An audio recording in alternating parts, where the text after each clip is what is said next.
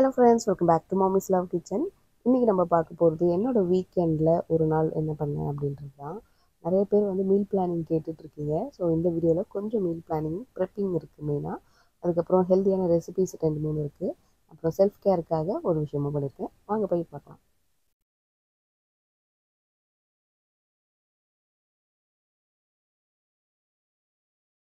இப்போ நம்ம ஃபர்ஸ்ட் ஒரு ரெசிபி பார்த்துருவோம். இன்றைக்கி வந்து எங்களுக்கு லன்ச் வந்து பார்த்திங்கன்னா இந்த பான்சா பாஸ்தாவோட ஒரு சிக்கன் சூப்பு தான்.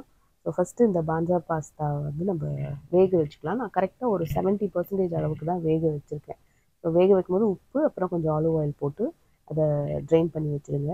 நெக்ஸ்ட்டு காய்கறி வந்து பூண்டு, வெங்காயம், கேரட், அப்புறம் செலரி அதை எடுத்து வச்சுருக்கேன், கட் பண்ணி வச்சாச்சு. இப்போ நம்ம இந்த சூப் வந்து பார்த்திங்கன்னா இன்ஸ்டன்ட் பாட்டில் பண்ண போகிறோம். இன்ஸ்டன்ட் பாட்டை சாட்டே மோடில் போட்டுட்டு 1 டீஸ்பூன் அளவுக்கு ஆலிவ் ஆயில் சேர்த்துக்கோங்க. இது சூடாகிட்ட பிறகு ஒரு 1/2 டீஸ்பூன் சீரகம் போட்டுக்கலாம். நெக்ஸ்ட்டு பொடியாக கட் பண்ணி வச்சுருக்கிற பூண்டு சேர்த்துக்கலாம். நம்ம வந்து இஞ்சி பூண்டு பேஸ்ட்டும் சேர்க்க தான் போகிறோம். பட் ஸ்டில் வந்து பூண்டு நல்லா தூக்குற மாதிரி போட்டோன்னா சூப் ரொம்ப நல்லாயிருக்கும். நெக்ஸ்ட்டு கட் பண்ணி வச்சுருக்கிற வெங்காயம் அதையும் போட்டு நல்லா வதக்கிக்கோங்க. ஸோ இந்த பான்சா பாஸ்தா வந்து பார்த்திங்கன்னா நம்ம நார்மலாக சாப்பிட்ற இந்த அந்த ட்ரூம் வீட் பாஸ்தா விட ரொம்ப ஹெல்தி. இது வந்து super source of protein and fibre. நீங்கள் வந்து ஒரு டயட்டில் இருக்கீங்க, எனக்கு வந்து என்னோடய லன்ச் வந்து ஹோல்சமாக இருக்கணும், ப்ரோட்டீன் எல்லாமே இருக்கணும் அப்படின்னா இந்த ரெசிபி பெஸ்ட்டான ரெசிபி. செய்கிறதுக்கும் ரொம்ப சிம்பிள், அதே மாதிரி நல்லா சாப்பிட்றதுக்கும் டேஸ்டியாகவும் இருக்கும். உங்களுக்கு வந்து எல்லாத்தையும் கவர் பண்ண மாதிரியும் இருக்கும். ஏன்னா நம்ம இதில் அந்த சிக்பீ இருக்குது, அதுக்கப்புறம் சிக்பீயில் தான் பண்ணியிருக்காங்க அந்த பாஸ்தா. சிக்பீ, வெஜிடபிள்ஸ், அப்புறம் சிக்கன் இருக்குது. ஸோ கண்டிப்பாக ட்ரை பண்ணி பாருங்கள். இப்போது இஞ்சி பூண்டு பேஸ்ட்டு போட்டு வதக்கிட்ட பிறகு ஒரு க்யூபு பச்சை மிளகா பேஸ்ட்டும் சேர்த்துருக்கேன். நெக்ஸ்ட் நம்ம கட் பண்ணி வச்சுருக்கிற காய், கேரட் அண்ட் செலரி சேர்த்துக்கிறேன். என்கிட்ட இன்றைக்கி இந்த 2 காய்கறி இருக்கிறதுனால இதை சேர்த்துருக்கேன். நீங்கள் உங்களுக்கு பிடிச்ச காய்கறி வேறு இருந்துச்சுனாலும் நீங்கள் தாராளமாக சேர்த்துக்கலாம்.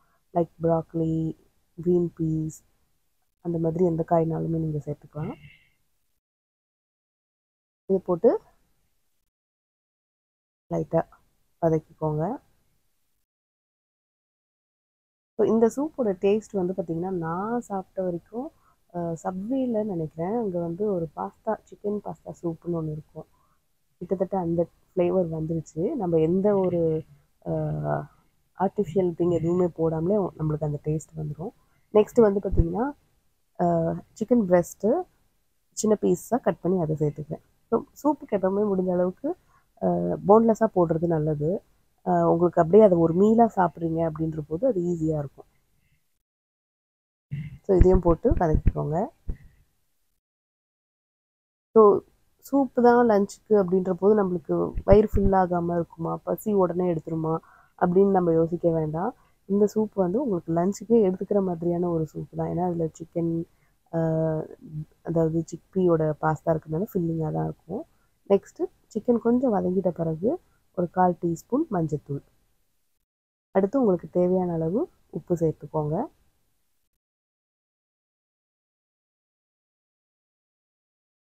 உங்கள்கிட்ட வந்து இந்த வெஜிடபிள் ஸ்டாக்கு இல்லைனா வந்து சிக்கன் ப்ராத் அது மாதிரி எதாவது இருந்துச்சுனாலும் நீங்கள் சேர்த்துக்கலாம். நான் வந்து இன்றைக்கி வெறும் பாஸ்தா வேக வச்ச தண்ணி ஒரு கப் எடுத்து வச்சுருந்தேன், அதை சேர்த்துருக்கேன். அடுத்து வந்து உங்களுக்கு சூப்பு நீங்கள் எந்த அளவுக்கு கன்சியூம் பண்ண போகிறீங்களோ அந்த அளவுக்கு நீங்கள் தண்ணி சேர்த்துக்கோங்க. ஸோ இந்த நான் போட்டிருக்கிற காய்கறி அளவு இந்த சிக்கனுக்கு வந்து பார்த்திங்கன்னா ஒரு 4 to 5 கப்ஸ் அளவுக்கு நான் தண்ணி சேர்த்துருக்கேன். இது வந்து தாராளமாக ஒரு 2லேருந்து 3 பேர் வரைக்கும் சாப்பிட்ற மாதிரி இருக்கும். என் பையனுக்கு வந்து இந்த சிக்கனாகவே இருந்தாலுமே சூப் அதெல்லாம் சாப்பிட்றது கஷ்டம்தான். ஸோ இதே பான்சா பாஸ்தாவில் நான் வந்து அவனுக்கு தனியாக சிக்கன் பாஸ்தா மாதிரி செஞ்சு கொடுத்துட்டேன். ஸோ குழந்தைங்களுமே இந்த பாஸ்தா வந்து விரும்பி சாப்பிடுவாங்க. என்னென்னா நீங்கள் ரொம்ப அதை ஓவர் குக் பண்ணிடக்கூடாது. ஓவர் குக் பண்ணிட்டீங்கன்னா மிச்ச பாஸ்தா விட இது வந்து இன்னும் கரைஞ்சே போயிடும். அதே மாதிரி உங்களுக்கு அந்த சிக்பீ ஃப்ளேவர் கூட வர ஆரம்பிச்சிடும். ஸோ அதனால் கொஞ்சம் அப்படியே ஃபேர்மாக இருக்கிற போது நீங்கள் வந்து இதை குக் பண்ணுறது ஸ்டாப் பண்ணிடணும்.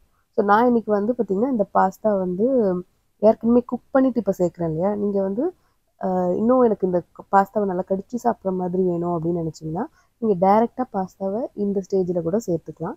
நான் வந்து குக் பண்ணி சேர்த்துருக்கேன். ஸோ இப்போ இதை வந்து நான் சூப் மோடில் போட்டு, அதாவது 30 மினிட்ஸ் வரைக்கும் வரும்.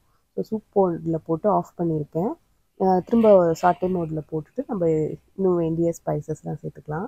நான் வந்து கொஞ்சமாக இந்த ஆரிகானோ, பார்ஸ்லி சேர்த்துப்பேன். அதுக்கப்புறம் நீங்கள் கார்லிக் பவுடர், ஆனியன் பவுடர் உங்களுக்கு வேணும்னா நீங்கள் சேர்த்துக்கலாம், ஆப்ஷனல் தான். அடுத்து கொத்தமல்லி கட் பண்ணி போட்டிருக்கேன். நீங்கள் வந்து ஸ்ப்ரிங் ஆனியன்ஸ் கூட போட்டுக்கலாம், இன்னும் ஃப்ளேவர் டிஃப்ரெண்ட்டாக நல்லாயிருக்கும். அடுத்து ஒரு லெமனோட ஜூஸை சேர்த்துருக்கேன். கடைசியாக நம்ம பெப்பர் பவுடர் சேர்த்துக்கலாம். பெப்பர் பவுடர் எப்போவுமே கடைசியில் சேருங்க. ஃபஸ்ட்டே போட்டுட்டு கொதிக்க விட்டோம் அப்படின்னா உங்களுக்கு சூப்போட ஃப்ளேவர் அண்ட் அந்த டேஸ்ட்டுமே லைட்டாக கசந்த மாதிரி இருக்கும். ஸோ இது வந்து ஒரே ஒரு கொதி வந்துட்ட பிறகு நம்ம ஆஃப் பண்ணிடலாம்.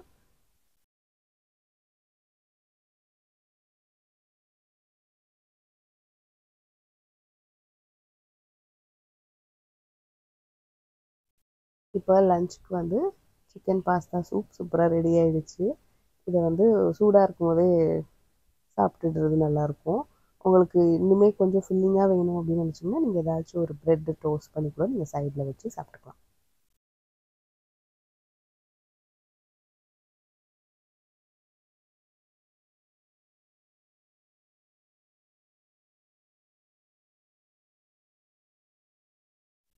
ஸோ இப்போ சாப்பிட்டு முடிச்சுட்டு அந்த வீக்கெண்ட்னாலே ஒரு க்ராசரி ஷாப்பிங் இருக்கும் இல்லையா, அதுக்கு தான் போயிட்டுருக்கோம்.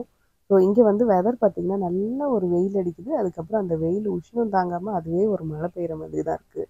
நாங்கள் ஸ்டார்ட் பண்ணும்போது வெயில், பட் போயிட்டே இருக்கும்போது மழை பெய்ய ஆரம்பிச்சிருச்சு. இப்போது காய்கறி கடைக்கு வந்தாச்சு. இந்த வீக்குக்கு வந்து என்ன காய்கறி நல்லா ஃப்ரெஷ்ஷாக இருக்குதுன்னு பார்த்துட்ருக்கேன். ஸோ பொடலங்காய், கோவக்காய், வெண்டைக்காய், சம்டைம்ஸ் வந்து அந்த சீனி அவரைக்கான்னுவாங்கள்ல, அது கூட இருக்கும். ஸோ அது தேடி வந்தேன். இந்த வாட்டி அது இல்லை. இருக்கும்போது அது கண்டிப்பாக நெக்ஸ்ட்டு வாங்கிடணும் அப்படின்னு இருக்கேன். இது பார்த்திங்கன்னா நம்மளோட இந்தியன் வெண்டைக்காய், மெக்சிகன் வெண்டைக்காய்னு ஒன்று இருக்குது. அது வந்து குட்டி குட்டியாக இருக்கும், கொஞ்சம் முள் இருக்கிற மாதிரி இருக்கும். அப்புறம் பீர்க்கங்காய், நம்மளோட சொரக்காய் பின்னாடி இருக்குது. ஸோ ஆல்மோஸ்ட் நிறைய இந்தியன் வெஜ்ஜீஸ்லாம் நார்மல் கடையிலேயே, ஃபார்மர்ஸ் மார்க்கெட்லேயே கிடைக்க ஆரம்பிச்சிச்சு. ஃபஸ்ட் அப்படி கிடையாது. சில இந்தியன் வெஜ்ஜீஸ் மட்டும்தான் இருக்கும். நம்ம முள்ளங்கி வந்து மெயினாக நான் சாலடுக்கு யூஸ் பண்ணுவேன், இல்லை பொரியல் பண்ணுவேன். நெக்ஸ்ட்டு கீரை வந்து வெந்தயக்கீரை வாங்கியாச்சு. ஒரு குயிக்கான ஒரு வெஜிடபிள் ஷாப்பிங் முடிச்சுட்டு இப்போ நெக்ஸ்ட்டு நம்ம வீட்டுக்கு போயிட்டுருக்கோம். ஸோ நிறைய பேர் வந்து மீல் பிளானிங் போடுங்க அப்படின்னு சொல்லிட்டு இருக்கீங்க. நான் ஏற்கனவே வந்து ஒரு 10 மீல் பிளான் போட்டிருக்கேன். இப்போ நான் போடணுன்னா வந்து பார்த்திங்கன்னா, திரும்ப எனக்கு தெரிஞ்ச அந்த 10லேருந்து ஏதாவது ஒன்று வர மாதிரி இருக்க சான்சஸ் இருக்குது. ஸோ அதனால தான் நான் கொஞ்சம் ஒரு கேப் விட்டுருக்கேன். எனக்கு ஏதாவது புதுசாக ஏதாவது தெரிஞ்சுது அப்படின்னா கண்டிப்பாக நான் ஒரு ஃபுல் ஃப்ளெஜ்டு மீல் பிளானிங் மாதிரி நான் உங்களுக்கு கண்டிப்பாக போடுறேன். பட் இந்த வீடியோலையும் வந்து கொஞ்சம் வித்தியாசமான மீல் ப்ரெப்பிங் உங்களுக்கு இருக்கும். இப்போ வந்து டயட்டில் இருக்கீங்க அப்படின்னா வந்து உங்களுக்கு மேபி கொஞ்சம் ஒரு ஐடியா கிடைக்கிற மாதிரி கூட இருக்கும். இப்போ நான் என்ன வாங்கியிருக்கேன் இந்த வீக்குன்னு பார்த்திங்கன்னா, வெந்தயக்கீரை, அதுக்கடுத்து எனக்கு பிடிச்ச ரம்புட்டான் பழம் இருந்துச்சு, அப்புறம் ரோஸ்மேரி, அடுத்து வந்து லெட்டஸ் அந்த சாலடுக்கு, அதுக்கப்புறம் zucchini, கோவக்காய், அப்புறம் புடலங்காய், பீர்க்கங்காய், கொத்தமல்லி, முள்ளங்கி, கேரட், ஃப்ரூட்ஸ்க்கு வந்து ஸ்ட்ராபெரி அண்ட் பெரிஸ் இருக்குது. ஸோ நம்ம இப்போ அப்படியே வாங்கிட்டு வந்தோம் இல்லையா, ஃப்ரெஷ்ஷாக இருக்குது இந்த zucchini. இதை வச்சு தான் நம்ம இப்போ ஈவினிங் ஸ்நாக்கு. ஸோ ஃபஸ்ட்டுலாம் ஈவினிங் ஸ்நாக் வந்து என்ன சாட் செய்யலாம், இல்லை என்ன ஃப்ரை பண்ணி சாப்பிட்லாம் அப்படின்னு எனக்கு தோணும். பட் இப்போ வந்து வெஜ்ஜீஸ் வச்சு கூட ஸ்நாக் பண்ணலாம். ஸோ அதனால் இருக்கிற வெஜ்ஜீஸ் வச்சு ஏதாவது பண்ணுவோம் அப்படின்னு சொல்லிட்டு zucchini வச்சு ஒரு ஒரு ஃப்ரைஸ் மாதிரி. கண்டிப்பாக பொட்டேட்டோ ஃப்ரைஸ் அளவுக்கு டேஸ்ட் இருக்காது. பட் வந்து நம்ம ஹெல்த்தியாக சாப்பிட்ணுன்னு நினைக்கிறவங்களுக்கு ஒரு பிடிச்ச மாதிரியான ஒரு ரெசிபியாக தான் இருக்கும். நம்ம இந்த ஃப்ரைஸ்க்கு கட் பண்ணுற மாதிரி கட் பண்ணிக்கோங்க. நீங்கள் நல்லா வாஷ் பண்ணிவிட்டு தோலோடையே போடுங்க.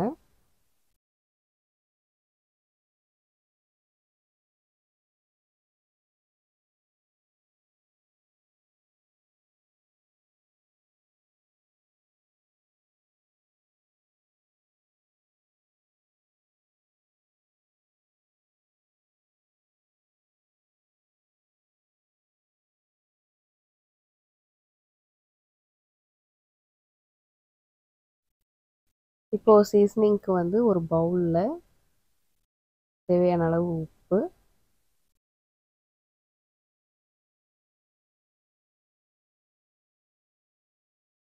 அடுத்ததாக ஒரு டீஸ்பூன் அளவுக்கு மிளகாய்த்தூள்.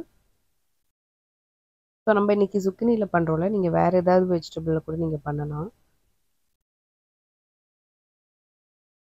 பட் வந்து சுக்கினி வந்து பேக்கிங்க்கெலாம் ரொம்ப நல்லாயிருக்கும். ரோஸ்டிங், பேக்கிங்க்கெலாமே நம்ம இந்தியன் ரெசிபீஸுமே நிறையா இருக்குது. நெக்ஸ்ட்டு கொஞ்சம் தனியாத்தூள் போட்டிருக்கேன், மிளகுத்தூள்,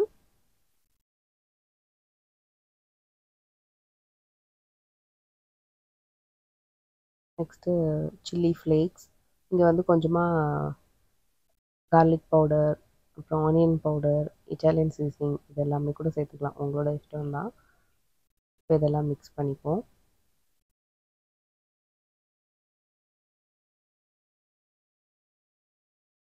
நம்ம கட் பண்ணி வச்சுருக்கிற சுக்கினி மேலே நம்ம இந்த மசாலாவை அப்படியே நம்ம தூவ போகிறோம்.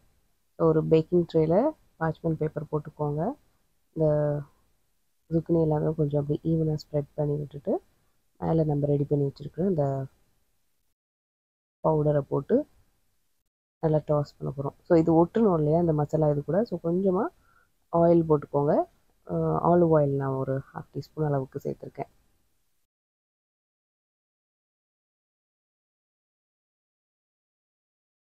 இப்போ நம்ம அந்த பவுடரை போட்டு ஈவனாக ஸ்ப்ரெட் பண்ணுற மாதிரி நல்லா மிக்ஸ் பண்ணிப்போம். ஸோ கொஞ்சம் அந்த க்ரன்ச் ஃபீல் இருக்கிறதுக்கு வந்து நான் பிரெட் க்ரம்ஸ் சேர்த்துருக்கேன். உங்களுக்கு பிரெட் க்ரம்ஸ் வேண்டாம் அப்படின்னா நீங்கள் வந்து கொஞ்சமாக கடலை மாவு இல்லைன்னா வந்து கார்ன் மீல்னு இருக்கும். அது வந்து கார்ன்ஃப்ளவர் கிடையாது, கார்ன் மீல் பவுடர்னு ஒன்று இருக்குது, அது கூட நீங்கள் சேர்த்துக்கலாம். நான் இன்றைக்கி வந்து கொஞ்சமாக பிரெட் க்ரம்ஸ் தான் சேர்த்துக்க போகிறேன். இதெல்லாம் மிக்ஸ் பண்ணியாச்சு. பிரெட் க்ரம்ஸுமே கொஞ்சமாக போட்டு எல்லா பக்கமும் படுற மாதிரி வச்சுக்கலாம். ஸோ உங்களுக்கு இது இன்னுமே க்ரன்ச்சியாக வேணும் அப்படின்னா நீங்கள் வந்து இந்த zucchiniயை வந்து நம்ம ஒரு ஃப்ளாரில் டிப் பண்ணிவிட்டு, அதாவது ஒரு பேட்டரில் டிப் பண்ணிவிட்டு, ஆர் எக் ஒயிட்டில் கூட நீங்கள் டிப் பண்ணிவிட்டு அதுக்கப்புறம் மேலே இந்த பிரெட் க்ரம்ஸில் ஒரு கோட் பண்ணி நீங்கள் ஏர் ஃப்ரை ஆர் பேக் கூட பண்ணிக்கலாம். இல்லை வேணும்னா உங்களுக்கு டீப் ஃப்ரை, ஆயில் ஃப்ரை கூடமே நீங்கள் பண்ணிக்கலாம். ஸோ உங்களுக்கு எந்த மாதிரி சாப்பிட்ணுன்னு நினைக்கிறீங்களோ அது மாதிரி பண்ணிக்கலாம். இப்போ நம்ம இதை அப்படியே ஈவனாக வச்சுட்டு ஒரு 450 டிகிரி ஃபாரன்ஹைட்க்கு ஒரு 15 மினிட்ஸ் இதை பேக் பண்ணிடலாம். ஸோ நெக்ஸ்ட்டு வந்து நம்ம இன்றைக்கி தான் காய்கறிலாம் வாங்கிட்டு வந்திருக்கோம் இல்லையா. என் ஃப்ரெண்டு வந்து அவங்க தோட்டத்தில் விளைஞ்ச கத்திரிக்காயும் இந்த பஜ்ஜி மிளகாயும் கொடுத்துருந்தாங்க. பஜ்ஜி மிளகாய் ஓரளவுக்கு காலி பண்ணிட்டேன். ஸோ இந்த கத்திரிக்காய் இருக்குது, இதை வச்சும் நம்ம ஒரு ஸ்நாக் தான் பண்ண போகிறோம். ஸோ இந்த மாதிரி கொஞ்சம் பெரிய சைஸ் கத்திரிக்காவை எடுத்துக்கோங்க. இந்த மாதிரி ஒரு 1/2 இன்ச் அளவுக்கு திக்னஸில் இந்த மாதிரி ரவுண்டு அந்த மாதிரி கட் பண்ணிக்கோங்க. இப்போ இதை வந்து நம்ம அப்படியே ஈவனாக ஸ்ப்ரெட் பண்ணிவிட்டு இதையுமே நம்ம பேக் தான் பண்ண போகிறோம். மேலே வந்து நம்ம ஏற்கனவே ரெடி பண்ணி வச்சுருந்தோம் இந்த மசாலா பவுடர், அதுதான் நான் சேர்க்குறேன்.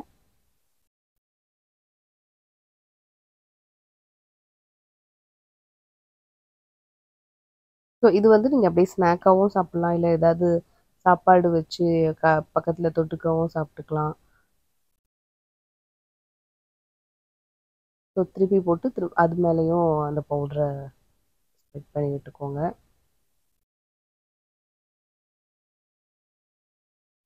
இதுவும் ஒரு ட்ரேயில் வச்சு மேலே பார்ச்மெண்ட் பேப்பர் போட்டு அப்படியே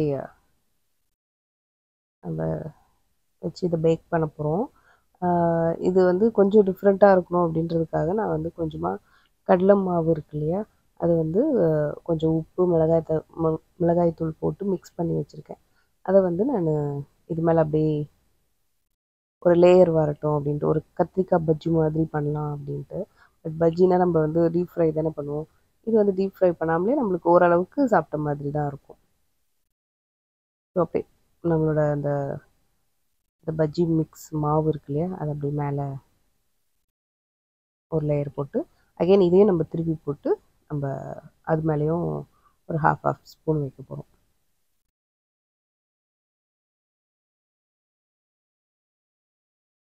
ஸோ உங்களுக்கு க்ரன்ச்சியாக வேணும் அப்படின்னா இதுக்கு மேலே நீங்கள் பிரெட் க்ரம்ஸுமே போட்டுக்கலாம். நான் ஒரு சைடில் பிரெட் க்ரம்ஸ் போட்டு ஒரு சைடில் இந்த மாவோடைய அப்படியே விட்டுட்டு போகிறேன். ஸோ ஒரு சைடில் நம்மளுக்கு பஜ்ஜி டேஸ்ட்டில் இருக்கும், ஒரு சைடில் வந்து க்ரன்ச்சியாகவும் இருக்கும். இதையுமே ஒரு 450 டிகிரி ஃபாரன்ஹைட்டில் ஒரு 15 to 20 மினிட்ஸ் இதை நம்ம வேக வச்சிடலாம். நெக்ஸ்ட்டு நம்ம வந்து ரோஸ்மேரி வாங்கிட்டு வந்திருக்கோம் இல்லையா? ஸோ என்னோடய ரோஸ்மேரி ஆயிலும் வந்து காலியாக போகுது. ஸோ அதனால் நெக்ஸ்ட்டு பேட்ச் ரெடி பண்ணி வச்சிடலான்ட்டு ஆயில் தான் ரெடி பண்ண போகிறேன். ஸோ ஆயிலுக்கு வந்து பார்த்திங்கன்னா நீங்கள் 2 காம்பினேஷனில் நீங்கள் ஊற்றிக்கலாம். 1 கப்பு ஆலிவ் ஆயில்னால் ஹாஃப் கப்பு கோகோனட் ஆயில் அப்படியும் சேர்த்துக்கலாம். இல்லை வெறும் ஆலிவ் ஆயில் கூட நீங்கள் சேர்த்துக்கலாம். இது எப்படி செய்யணுன்ற டீட்டெயில்டு ப்ரொசீஜர் வந்து நான் தனியாகவே ஒரு வீடியோவாக போட்டிருக்கேன். அந்த டிஸ்கிரிப்ஷனில் கொடுக்குறேன், அதில் செக் பண்ணிக்கோங்க. நான் இன்றைக்கி வந்து பார்த்திங்கன்னா ஆலிவ் ஆயில் வித் கொஞ்சமாக கோகோனட் ஆயில் சேர்த்துக்கிறேன். கோகோனட் ஆயில் வந்து உங்களுக்கு வின்டர் ஆகும்போது அது வந்து அப்படியே சேர்ந்துக்கும் இல்லையா? ஸோ அந்த பிரச்சனை இருக்கும். பட் கொஞ்சமாக சேர்த்துக்கிட்டோன்னா ஓகே தான். உங்களுக்கு வந்து வின்டர் அப்போவுமே இது வந்து ஒரு லிக்விட் ஸ்டேட்டில் இருக்கணும் அப்படின்னா olive oil with almond oil நீங்கள் சேர்த்துக்கலாம். ஸோ என்கிட்ட வந்து இன்றைக்கி coconut oil and olive oil இருக்குது. ஸோ 1 கப்பு ஆலிவ் ஆயிலுக்கு நான் ஒரு 1/4 கப் அளவுக்கு கோகோனட் ஆயில் சேர்த்துக்கிறேன். ஸோ கோகோனட் ஆயில் வந்து உங்கள் ஸ்கேல்ப் ஒரு வேளை வந்து ரொம்ப ஆயிலியாக இருந்துச்சு அப்படின்னா நீங்கள் வந்து கோகோனட் ஆயில் சேர்த்துக்கலாம். இல்லை ஏற்கனவே வந்து உங்களுக்கு ட்ரையாக இருக்குது அப்படின்னா வெறும் olive oil with almond oil சேர்த்துக்கலாம். ஸோ ரோஸ்மேரி நல்லா வாஷ் பண்ணிட்டேன், ஆறையும் வச்சுட்டேன். இப்போ வந்து நம்ம அப்படியே பீசஸாக கட் பண்ணி இந்த ஆயிலோடு சேர்த்து நம்ம அப்படியே சூடு பண்ண போகிறோம். ஆயில் எப்போவுமே வந்து பார்த்திங்கன்னா தலைக்கு வைக்கிற ஆயில் ரொம்ப காய வச்சு அதுக்கப்புறம் நம்ம வைக்கக்கூடாது தலைக்கு. அதனால கூட முடி நம்மளுக்கு கொட்டுறதுக்கு வாய்ப்பு இருக்குது. எண்ணெய் வந்து முறிஞ்சு போச்சு அப்படின்னா முடியும் வந்து உதிர்ந்து போகும்னு சொல்லுவாங்க. ஸோ அதனால் வந்து மீடியம் ஹீட்டில் இது வந்து நல்லா அப்படியே இன்ஃப்யூஸ் ஆகணும். இப்போ பார்த்திங்கன்னா இப்போது சம்மர் தான், ஸ்டில் வந்து நம்மளுக்கு கோகோனட் ஆயில் வந்து அப்படியே கட்டியாக தான் இருக்கும். ஸோ அந்த ரீசனுக்கு தான் நான் இதுக்கு முன்னாடி பேட்சில் கோகோனட் ஆயில் சேர்க்கல. பட் இந்த வாட்டி வந்து சேர்த்து பார்க்கலாம் அப்படின்ட்டு இருக்கேன். ஏன்னா வந்து இப்போது சம்மர் தான், ஸோ பார்க்கலாம்.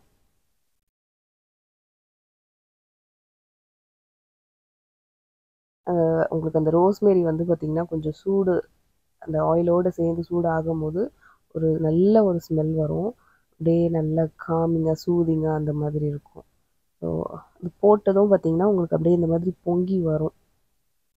நம்ம வந்து மீடியமோட கம்மியாக தான் ஹீட் வச்சுருக்கோம்.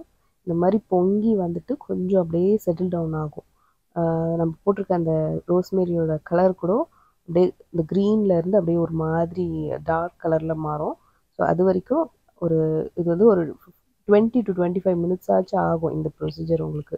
நான் சொன்ன ஹீட்டில் வச்சு பண்ணிங்க அப்படின்னா. ரொம்ப ஹீட் மட்டும் வச்சு பண்ணிடாதீங்க. எண்ணெய் வந்து சீக்கிரம் சூடாகி உங்களுக்கு அந்த ரோஸ்மேரியோட ஃபுல் எசன்ஸும் அதில் சேர்கிற மாதிரி ஆகாது. ஸோ இப்போ பார்த்திங்கன்னா கலர் சேஞ்ச் ஆகிருக்கும். ஸோ நம்ம ஃபஸ்ட்டு போடும்போது நல்லா க்ரீனாக இருந்துச்சு. இப்போ வந்து கொஞ்சம் அப்படியே கலர் சேஞ்ச் ஆகுதுல, இன்னுமே கலர் சேஞ்ச் ஆகும்.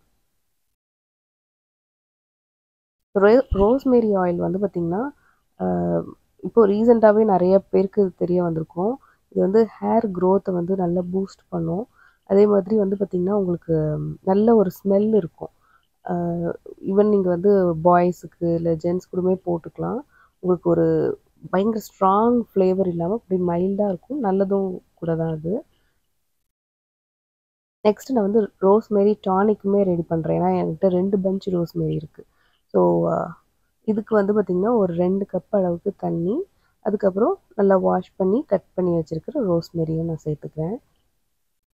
ஸோ ரோஸ்மேரி டானிக் வந்து என்ன அப்படின்னு பார்த்திங்கன்னா நம்ம இப்போ குளிச்சுட்டு வந்துட்டு நம்ம தலை வந்து ஈரமாக தான் இருக்கும் இல்லையா? அந்த ஈரத்தோடையே இந்த டானிக் வந்து ஸ்ப்ரே பண்ணிவிட்டு அப்புறம் ஹேர் ட்ரை பண்ணிங்க அப்படின்னா உங்களுக்கு இதுவுமே உங்களுக்கு ஹேர் க்ரோத்தை இன்னுமே பூஸ்ட் பண்ணும். இது தண்ணி ஊற்றிட்டு அப்படியே மூடி வச்சுடுங்க. ரொம்ப கம்மி ஹீட்டில், மீடியமுக்கும் கம்மி ஹீட்டில் வச்சு அதை அப்படியே ஒரு 30 மினிட்ஸ் ஆச்சு அதை அப்படியே கொதிச்சுட்டே இருக்கணும். மூடி வச்சிடணும். தண்ணி நல்லா ஒரு கொதி வந்த பிறகு ரோஸ்மேரி போட்டு மூடி வச்சிட்டிங்க அப்படின்னா அது அப்படியே ஸ்லோ ப்ராசஸில் அது அப்படியே கொதிச்சுக்கிட்டு இருக்கும். இப்போ நெக்ஸ்ட்டு வந்து பார்த்திங்கன்னா நம்ம ஆயில் வந்து ஆல்மோஸ்ட் ரெடி ஆகிடுச்சு. அப்படியே இந்த மாதிரி அப்படியே அந்த பபிள்ஸ் எல்லாம் அப்படியே காம் டவுன் ஆகி அந்த கலருமே நல்லா சேஞ்ச் ஆகிடும். அப்படியே உங்களுக்கு அந்த ரோஸ்மேரி வந்து கொஞ்சம் அப்படியே கிறிஸ்பியாக ஆகிடும். ஸோ கலருமே பார்த்திங்கன்னா ஆயிலோட கலர் கொஞ்சம் அப்படியே கொஞ்சம் க்ரீனிஷ் கலரில் சேஞ்ச் ஆகிருக்கு இல்லையா. ஸோ மீன் வயலில் நம்மளோட zucchini ஃப்ரைஸ் ரெடி ஆகிடுச்சு. ஸோ இதுதான் இப்போ எனக்கு ஸ்நாக்கு. ஸோ சாப்பிட்டுட்டு என்னோடய ஈவினிங் டைம் மீல் ப்ரெப் பிளானையும் சைட் பை சைடு ஆரம்பிச்சிட்ருக்கேன் நான். ஸோ டேஸ்ட் வந்து ரொம்பவே நல்லா இருந்துச்சு. ஒரு 2 zucchini போட்டோம் இல்லையா. ஸோ 2 zucchini வந்து இந்த ஒரு பவுல் அளவுக்கு வரும் உங்களுக்கு. ஸோ ஒரு ஈவினிங் டைம் ஸ்நாக்கு அது மாதிரி நம்ம தாராளமாக சாப்பிட்டுக்கலாம். உங்களுக்கு ஏதாவது டிப் வேணும்னாலும் டிப்பை எடுத்துக்கலாம். லைக்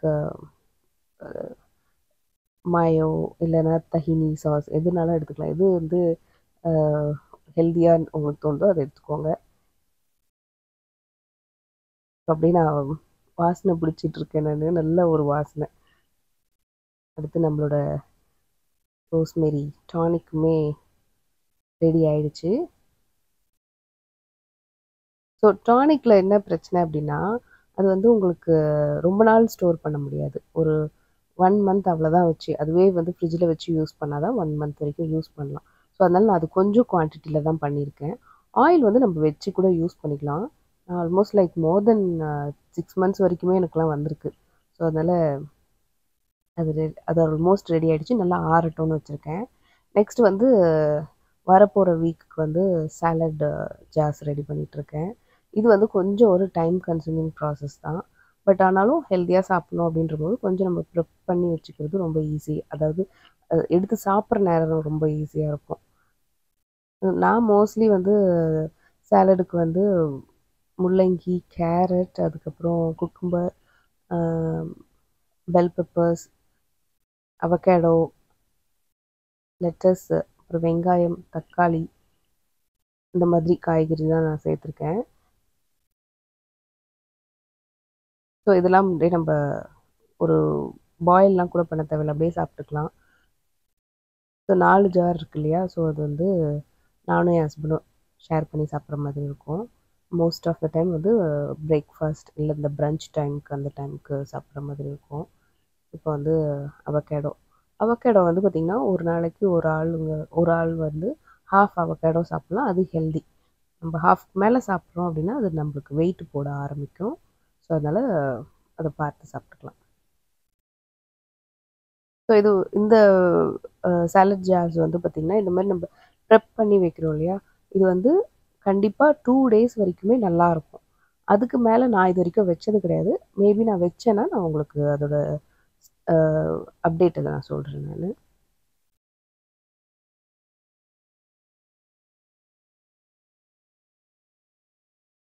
அடுத்தது ஆனியன்.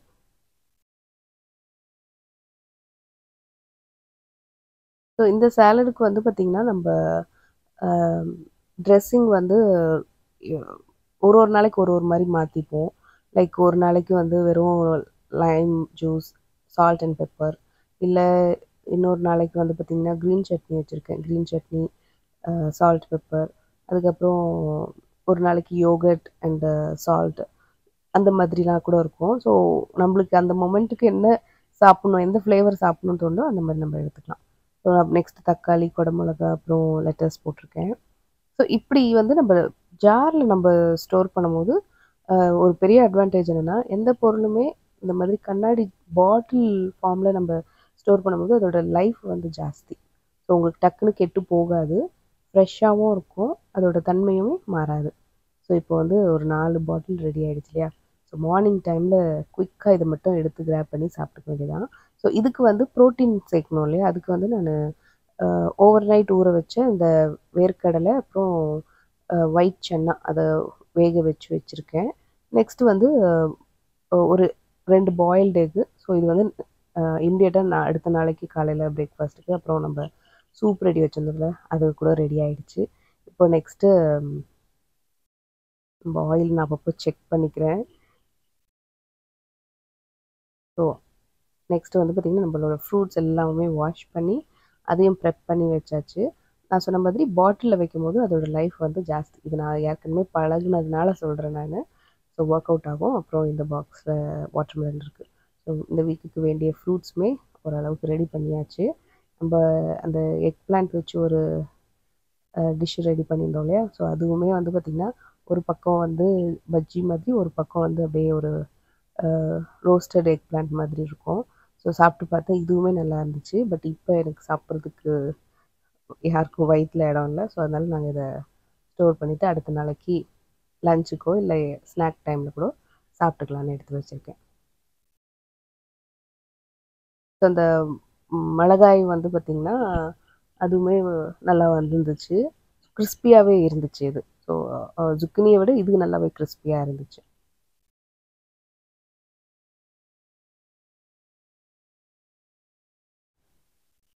ஸோ நம்மளோட ரோஸ்மேரி ஆயில் அந்த டானிக் வந்து ரெடி ஆகிடுச்சு. ஸோ நல்லா ஆறிட்ட பிறகு நம்ம ஸ்டோர் பண்ணிக்கலாம். ஆயில் வந்து பார்த்திங்கன்னா நான் ஏற்கனவே இந்த ரோஸ்மேரி ஆயில் தான் யூஸ் பண்ணிகிட்ருக்கேன்.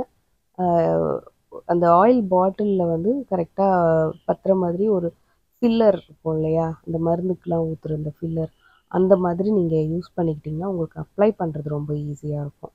உங்களுக்கு கையில் எடுத்து கை ஃபுல்லாக தேய்ச்சி அப்படி பண்ணணும்னு கிடையாது. ஸ்ட்ரைட்டாக நம்ம அந்த ஃபில்லர் அப்படியே நம்ம ஸ்கேல்பில் வச்சு அப்படியே லைட்டாக மசாஜ் பண்ணி விட்டால் போதும். நம்மளோட டானிக் வந்து நம்ம இந்த மாதிரி ஸ்ப்ரே பாட்டிலில் போட்டுட்டோம் அப்படின்னா உங்களுக்கு எப்போ வந்து ஹேர் வந்து ஆயில் இல்லாத டைமில் இந்த டானிக்கை ஸ்ப்ரே பண்ணி விட்டுக்கோங்க. இல்லைனா உங்களுக்கு சம்டைம்ஸ் அந்த நீர் கோர்த்துக்கும், கோல்டு பிடிக்கும் அந்த மாதிரி சொல்லுவாங்க.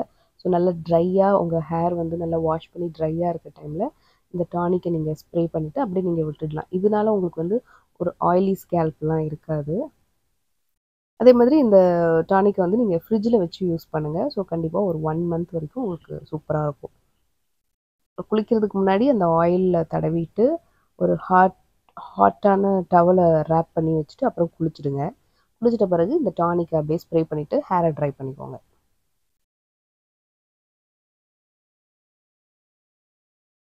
இப்போ நல்ல வாசனையாக இருக்கும் இந்த ஆயில், அந்த ரோஸ்மேரியோட ஸ்மெல்லோட. இப்போ நான் சொன்ன அந்த ஃபில்லர் வந்து இதுதான். இப்போ நம்மளுக்கு இது ஆயில் தேய்க்கிறது வந்து கொஞ்சம் ஈஸியாக இருக்கும். ஸோ நம்மள மட்டும் இல்லை, குழந்தைங்களுமே எடுத்து ஸ்ட்ரைட்டாக ஒரு இதை எடுத்துட்டு ஒரு டைம் பம்ப் பண்ணிவிட்டு எடுத்து தலையில் அப்படியே ஸ்கேல்பில் பண்ணி விட்டுட்டோம் அப்படின்னா, ஒரு லைட்டாக தடவி விட்டோம் அப்படின்னா நல்லாயிருக்கும்.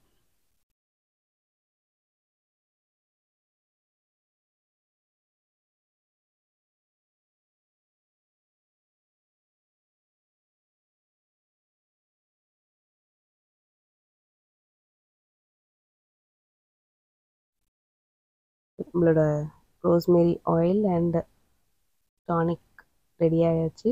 இது அதோட ப்ளேஸில் போயிட்டு சும்மா அப்படியே அடித்து பார்க்குறேன். ஏன்னா இந்த ஸ்ப்ரே பாட்டில் சரியாக ஒர்க் ஆகுதா அப்படின்ட்டு. அடுத்ததாக நெக்ஸ்ட் டேக்கு வந்து பார்த்திங்கன்னா மார்னிங் இது ஒரு ரிச்சுவலாகவே மாற்றியாச்சு. ஸோ கொஞ்சமாக வெந்தயம், அப்புறம் ஆல்மண்ட்ஸ், சியா சீடு ஊற வச்சுருக்கேன். இந்த வெந்தய தண்ணியை மட்டும் குடிச்சிட்டு ஒரு மாதிரி இருக்கும். ஸோ அந்த டைமில் வந்து நம்ம தோல் உரித்த ஆல்மண்ட்ஸை சாப்பிட்டுட்டு அப்புறம் சியா சீட்ஸை ஜூஸ் நான் குடிப்பேன். ஸோ இதோட என்னோடய டேவும் முடிஞ்சுது, இந்த விலாகும் முடிஞ்சுது. ஹோப்ஃபுல்லி இந்த வீடியோ உங்களுக்கு பிடிச்சிருந்துருக்கும்னு நினைக்கிறேன். பிடிச்சிருச்சுன்னா மறக்காமல் நம்ம சேனல் லைக் பண்ணி, ஷேர் பண்ணி, சப்ஸ்கிரைப் பண்ணிடுங்க. இதே மாதிரி நான் இன்னொரு வீடியோவில் உங்களை சந்திக்கிறேன். அது வரைக்கும் நன்றி, வணக்கம்.